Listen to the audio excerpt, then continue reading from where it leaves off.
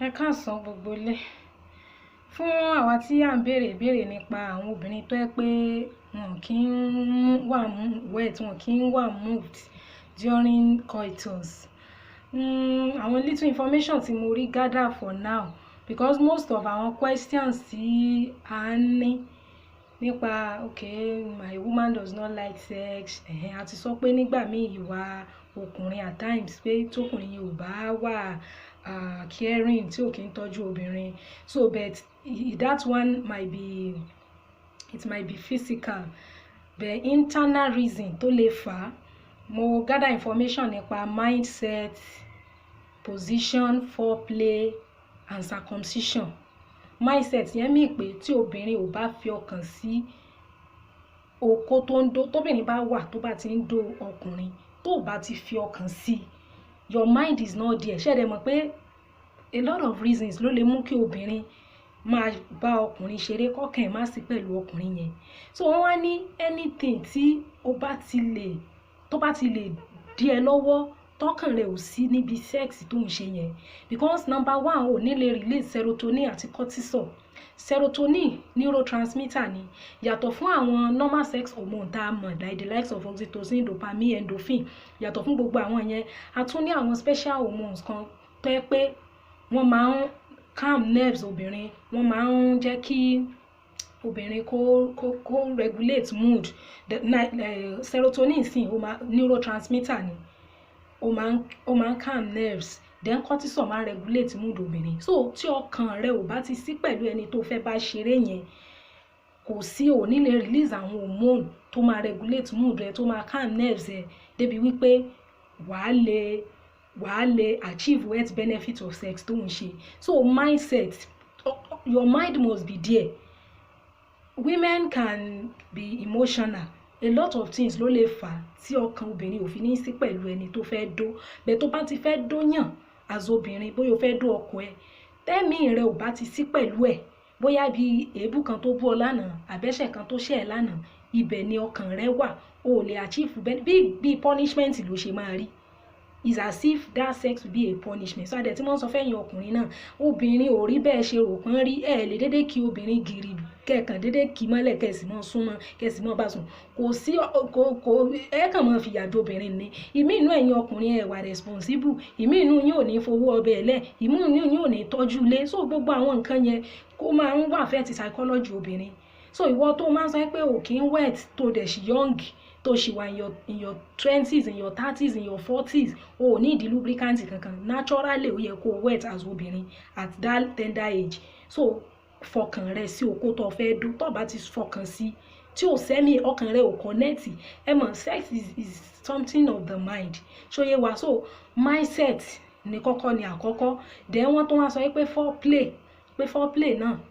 ó lè fà tí obìnrin ò ní wet, tẹ́ pé ara obìnrin ò ní wet tí ò bá sí enough foreplay, the likes of hugging, kissing, romancing, fingering, etc. Wọ́n ní gbogbo àwọn nǹkan yẹn náà ó máa ń fà kí obìnrin ó máa wet. Tóbìnrin ò bá dẹ̀ wet kò lè enjoy sex pẹ̀lú ọkọ rẹ̀, kò dẹ̀ sí ni ó máa affect ilé, because sex is an integral part of home. Torí ẹ̀ la ṣe ń sọ pé sex wà fún àti gbéyàwó, ó máa ń bond ni. Bẹ̀ ìwọ tó bá ti gbéyàwó, ó máa ń lose, ó máa ń fa breakage, ó máa ń fa hatred, loss, bitterness, strife, unforgiveness. Gbogbo nǹkan yẹn ni premarital sex máa ń fà. So yàtọ̀ fún pé premarital sex jẹ́ ẹ̀ṣẹ̀, ó máa ń fa breakage ni, ó máa ń fa shame, ó máa ń fa all kinds of things tó lòdì sí ìfẹ́ Ọlọ́run. So it's not meant for the unmarried. So àwọn tó ti marry,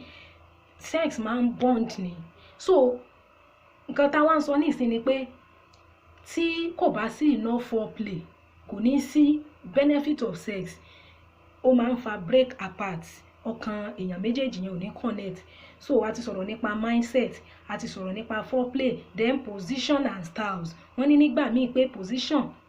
tí àwọn ọkùnrin àti obìnrin bá máa ń lò for so many years, wọ́n ló máa ń jẹ́ kí sex wà tiring. A dẹ̀ ti sọ yẹn náà tẹ́lẹ̀tẹ́lẹ̀. You can change your position, you can change your style, you can ask the medical doctors or people who are therapists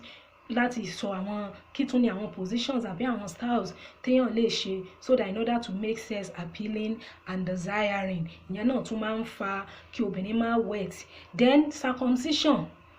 circumcision ṣe mọ̀ wípé àwọn ìyá ayé àtijọ́ yẹn during the process pé kọ́mọ má bàa promiscuous kọ́mọ má bàa mọ kọkùnrin tán bá ti bí ọmọbìnrin wọn nìkan lọ gé ìdọ̀ wọn ṣe rí ẹni tán bá ti gé ìdọ̀ ẹ̀ tí ò bá ti ní ìdọ̀ kò sí bó ṣe fẹ́ gbádùn okó especially láti wájú. Now circumcision yẹn a lè rí àwọn ìyá yẹn bú because àwọn náà ń gbìyànjú pé kọ́mọ má bàa mọ rìnrìn àrè ni ṣùgbọ́n ara àwọn tán circumcise wọn tán ti over 30 tán sì ti mọkùnrin àìmọye àwọn tó ṣe pé tá a jọ jẹ́ ọ̀rẹ́ tá a jọ wà tí wọn ò mọkùnrin tí wọn ò sì gédọ̀ wọn tí wọn ò sì tán wà circumcise tán sì dúró fún Ọlọ́run so kò dìgbà téèyàn bá gédọ̀ ọmọ kọ́mọ tó ṣèfẹ́ Ọlọ́run ṣòye àbáyé ẹlòmíì gan wà tán gédọ̀ ẹ̀ gan tó yọ rìn àrè so kò dìgbà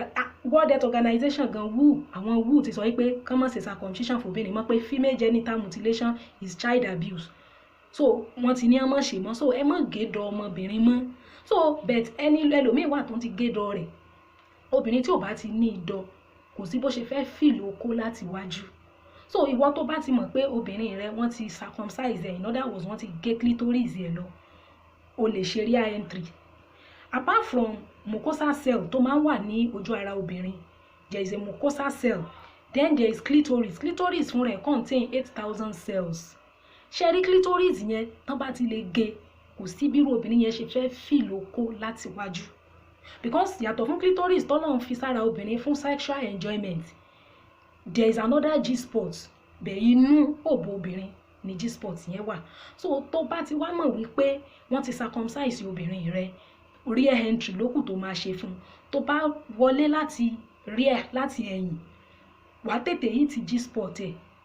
G-spot ẹ̀ tó hit yẹn ara ẹ̀ á relax láti receive ẹ̀ so by the time you now turn to the front kò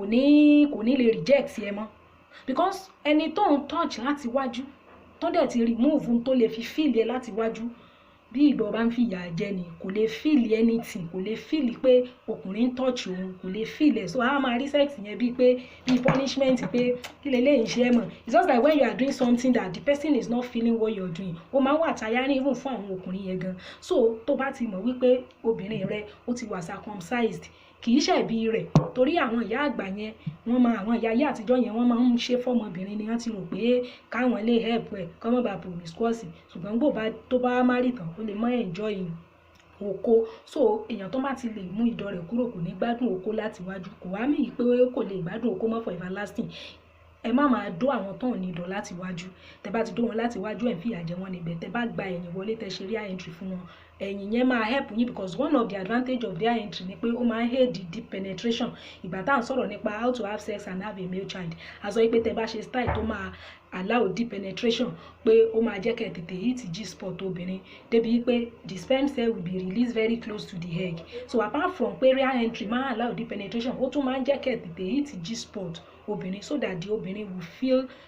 your touch then by the time you now feel back to the front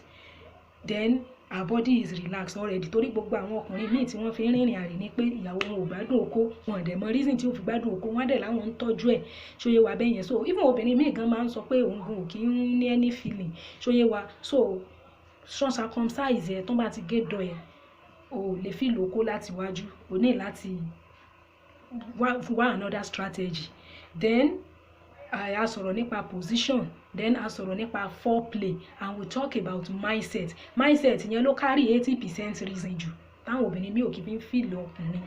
ṣòye wa ìyẹn ló ń fà tí adultery fi pọ̀ láyé nígbà tẹ́lómi bá fẹ́ yàwó tí àwọ̀ ẹ̀ ò láì kókó so ẹ máa fọkàn sí okó tẹ́ bá ń dó put your mind to it if you are not ready to do sex don't do sex tó o bá mọ̀ pé o tí ì gbé ìyàwó àti ìsanwó orí ẹ̀ o má ní sex dúró fún Ọlọ́run torí ẹ̀ṣẹ̀ ni ṣùgbọ́n once you are married put your mind to the sex you are doing fọkàn sí ẹ ọkùnrin tọkàn rẹ ò bá ti balance pẹ̀lú ọkùnrin yẹn ò lè wet àbí ọmọ ẹni tó ṣì wà in her 20s tá a ṣẹ̀ṣẹ̀ mọ́ ní kó mọ́ lo lubricant irú ẹ̀wọ̀n yẹn ò ní ìdí lubricant àwọn ìyá 50-60 kódà ìyá 50 míì gan wà gan tó ṣe pé kò fi bẹ́ẹ̀ ní ìdí much lubricant so wà á lè máa ṣe sọ fún ọmọ 20-30 years ò ní ìdí lubricant ṣóyé wa just put your mind to what you are doing and know that is a mutual thing kì í ṣe pé maybe you release it to the man nìkan kó máa ṣe ṣóyé wa. So it takes two to tango ṣóyé wa. So I hope this video will be helpful for those who are having issue with their wetness, and for women who don't get wet. Ẹ máa fọkàn sí ọ̀dọ̀ ẹni tẹ́ ẹ wà. Put your mind, forget about ẹ̀ṣẹ̀ tó ṣẹ̀yìn ṣóyé wa bẹ́ẹ̀ yẹn. So ẹ máa ṣe nítorí wípé ẹ̀tọ́ yín ni. And there is another topic tí mo fẹ́ ká sọ̀rọ̀ nípa bẹ́ẹ̀ tí mi fẹ́ kí fídíò yìí gùn jù. We talk about that one later. Thank you so much.